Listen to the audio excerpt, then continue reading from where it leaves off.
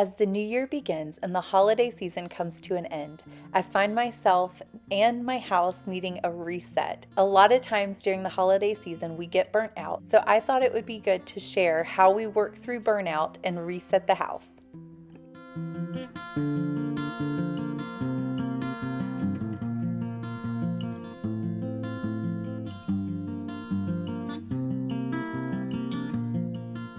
If you are new to this channel, go ahead and click that subscribe button. I'm so grateful you have joined us today as we work together through burnout and a dirty house. I am a mom of 4 and we have a family of 6, so there is always chaos and beauty among the chaos. However, that also means the holidays can be a little crazy. I'm so grateful for those sweet memories, but I find myself when I focus on certain areas of the house, the rooms that I am not focused on get completely neglected. And so today I'm hoping to reset the entire house and work a little bit at a time. This can be very daunting when you're already burnt out from the holiday season. I love hosting, I love having family over, but when we do that, it's all chaos. There are many dishes, lots of cooking to be done. And when you focus on the main living quarters, a lot of times the other areas, the smaller, not as noticeable areas, tend to get neglected. I'm sure many of the moms out there probably feel the exact same way. Give me a thumbs up down below if you are one of those people that truly enjoyed the holidays, but now you're just ready for a reset and a fresh start and a clean start. To do this, sometimes I have to make my mind right and get into the right mood. And one of the ways that I do that is by opening all the curtains. We get all of the Christmas decorations down. You will see a little bit later in the video. I just put all the Christmas decorations in the dining room. Then I can start sorting them into boxes to put them away. But to help me kind of block things off rather than looking at the house and thinking, oh my goodness, this is chaos. One of the things that helps me is just to focus on one thing at a time. I open the curtains to make it feel bright and fresh, kind of like you are doing spring cleaning, but in the middle of winter right after. And when you pull all of the Christmas decorations down, your house immediately goes from warm and cozy to light and bright, and you start feeling that feeling of, I want to clean, I want to get it nice and fresh. And that definitely is one of the steps that helps me. So opening the curtains in each room, opening the blinds, letting that light shine through, and then each room, I like to go one room at a time in my house because, again, if I look at my whole house, I get super overwhelmed and I don't know where to start. So then I don't start. One of the ways that helps me get started is saying, okay, I'm just going to focus on this one area. And if that is even overwhelming, sometimes it is, especially when I look at my kitchen. My kitchen tends to be extremely overwhelming to me. When after we've hosted a lot of parties and I'm trying to get everything cleaned up, it can be very overwhelming looking around at, okay, where do I start?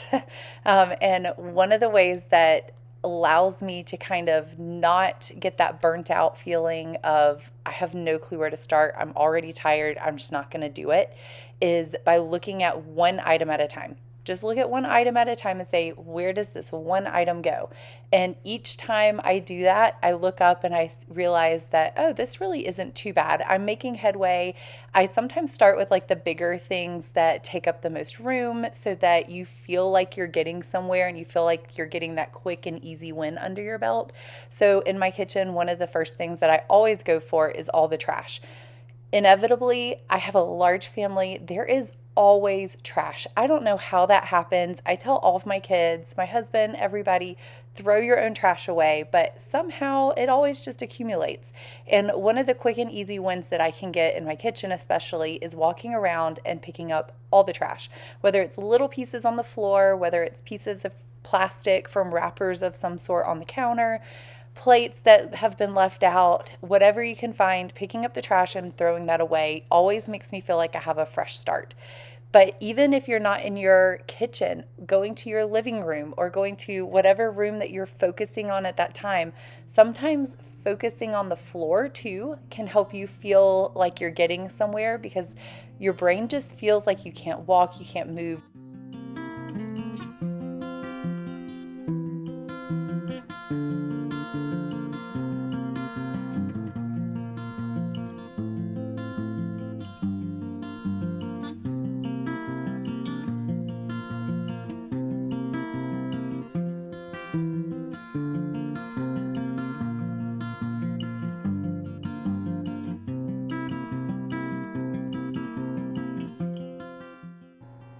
I don't know about y'all, but for some reason this year, the last semester before Christmas, we just have been catching every single bug. I don't know why it is. This has just been one of those semesters. I know my youngest one started school for the first time, so I'm sure that probably plays a role in it, but we have just caught everything. So this reset is coming at a good time because I'm hoping to have a fresh start to the new year where nobody continues to get sick, and that way we can have a clean house in the process. But again, with 4 kids, it's so hard to actually want to get things started. For one, you're constantly on the go, you're constantly in and out. My kids have extracurricular activities after school.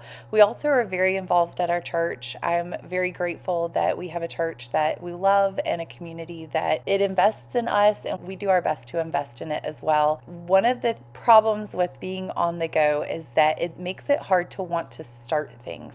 And when you have 4 kids, even if you do start things, a lot of times you get interrupted multiple times. And so you feel like you're constantly running around all the time, but you're not getting anything done. When my husband gets home, I feel like he looks at me and says, "You've been home all day. How did you not get anything done?"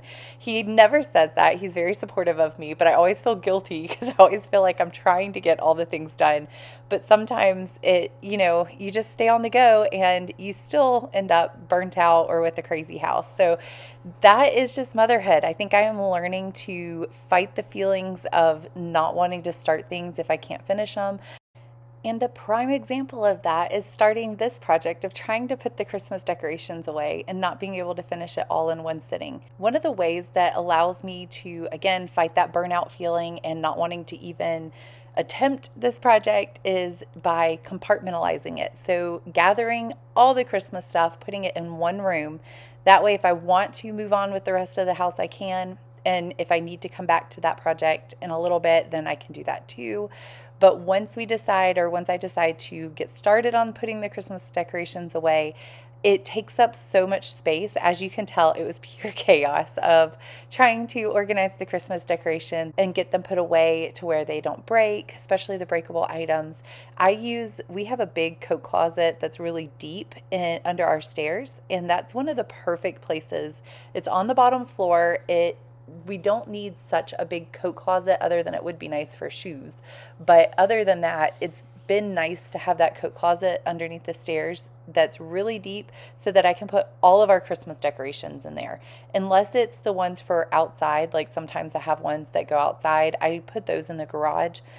But the ones that we put out in the kitchen or in the dining room, living room, all those places, if they don't fit in there, then I try to tell myself that I need to weed stuff down.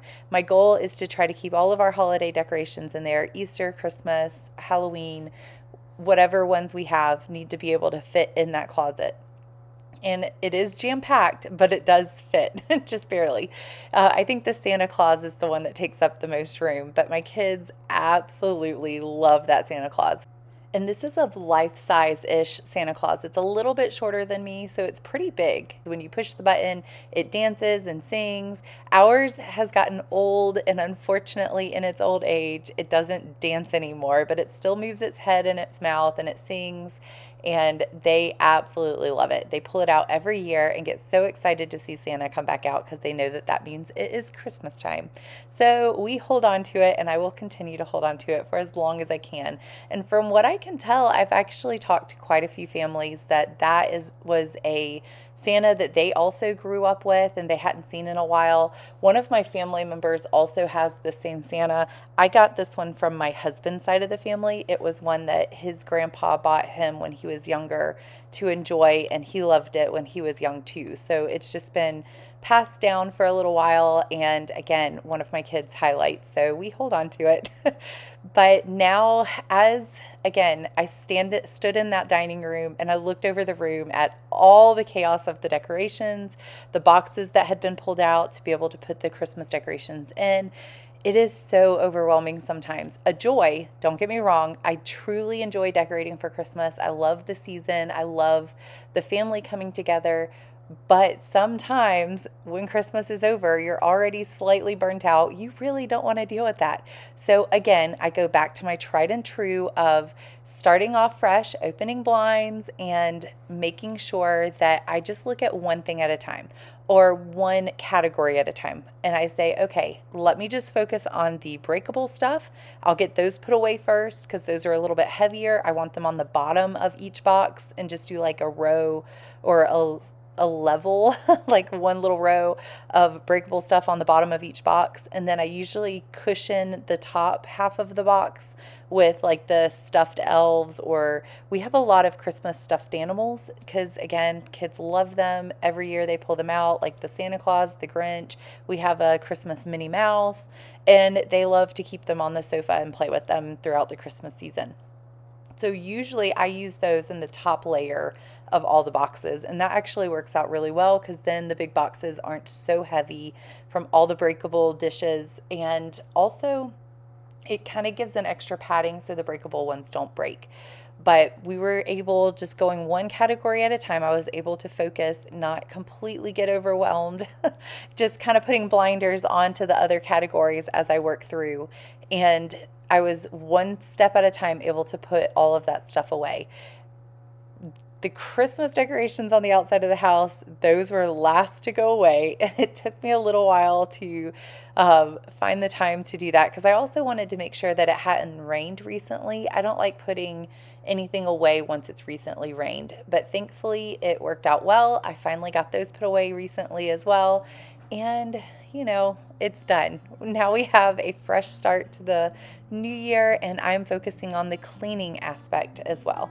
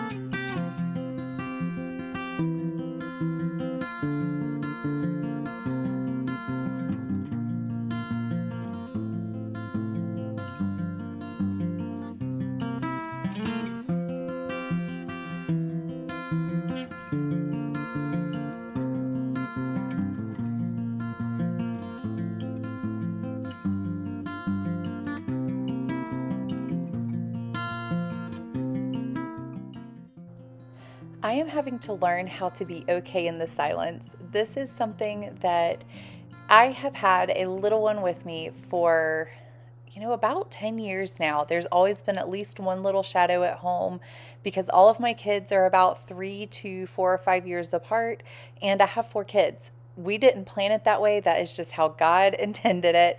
And having to be okay at home, I'm trying to teach myself that it is okay to not have sound in the background, not to feel like I have to put music on or the TV on, because I have always had some sort of, whether it's a kid laughing, playing, a TV on in the background, somebody crying, somebody needing something. This is just a new season of life. All of my kids are in school. I've never really had the house to myself before. And again, this last semester, it's been kind of hit or miss off and on because of all the sickness. But it is definitely a new season that I am having to learn and practice through. One I am grateful for. I feel like this season of having a little one home can be hard because, again, you're not able to get a whole lot done. But trying to be okay in the quiet and enjoy the peacefulness versus purposely creating chaos for yourself of having to have the TV on is just a whole new season.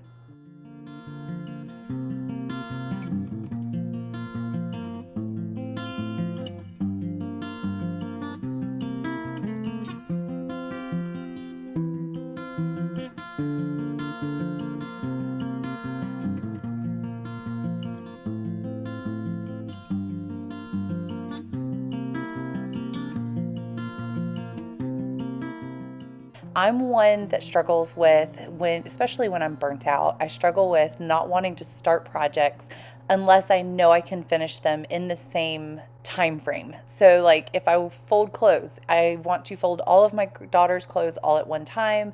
That way I can put them all away at one time and I'm not just constantly doing a few here and there. I have to fight that urge. I have to fight the desire to have a block of time where I finish an entire project all at once. Because if I do that, if I try to wait until I have the time, unfortunately, that just means that it never gets done. So we end up living out of a mountain of clothes. Does that still happen often? Yes, it does. But again, trying to work on that, I guess that's kind of in a way one of my New Year's resolutions is trying to work on the thought process of, unless I have a large chunk of time like blocked off for a certain project, I want to fight through that feeling and go ahead and get things done as I go. One of the things that kind of goes along with that is when I'm already burnt out, if I see something on the floor or on the counter and it's an easy pick up and move it, I already know where it goes, but in that moment, I'm in a hurry or I just am burnt out and I just don't want the brain power to have to deal with those things. I'm trying to do better about not just stepping over it, but actually taking the time to pick it up. Again, another New Year's resolution is to do that, not just to continue to ignore those objects or those items. It could be as simple as hanging a coat. Those things that take less than a minute to do, but in the moment, it just seems so much more daunting because you're already overwhelmed with all the things on your to-do list. But when you do those little wins over time, it ends up allowing you to keep a cleaner house longer, and therefore it makes you feel more free later on because they're not looming on the back of your mind. I know a lot of times, especially upstairs, if we have friends over and they use a blanket, sometimes it ends up in the middle of the hall and I just keep stepping over it. Instead, taking the time to do the 30-second task where I pick it up, fold it, and throw it in the blanket bin. Those are things that give you the small wins that help the big house reset go faster, as well as you not feel as burnt out for an extended period of time, because those little things are not just hanging in the back of your mind. You have them done and you can move forward.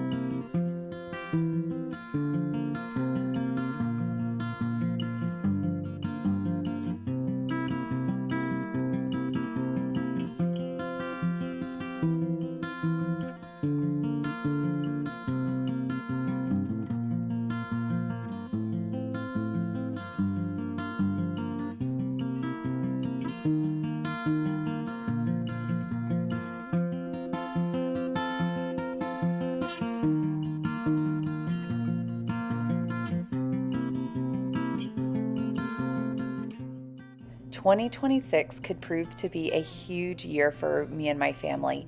We are praying about a life change that would affect our entire family and really the trajectory of what our life would look like moving forward. I'm very excited about this possibility of what's to come, and we have been praying about it. We have started taking steps to possibly move forward with it.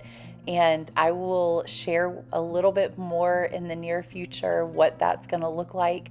But for now, the more recent videos to come, I will be doing some more decluttering videos, as well as, of course, some shop with me videos where we do some Sam's hauls, as well as some baking and cooking. But I hope that you follow along. I really appreciate you joining me here today at Autumn Leigh at Home. I do upload a video every Friday at 5 o'clock, and I would love for you to hit that subscribe button so that you can be notified when those videos pop up, and that way you can come back and join us. I hope you all had a wonderful holiday season and have a fresh start to the new year. Thanks for watching.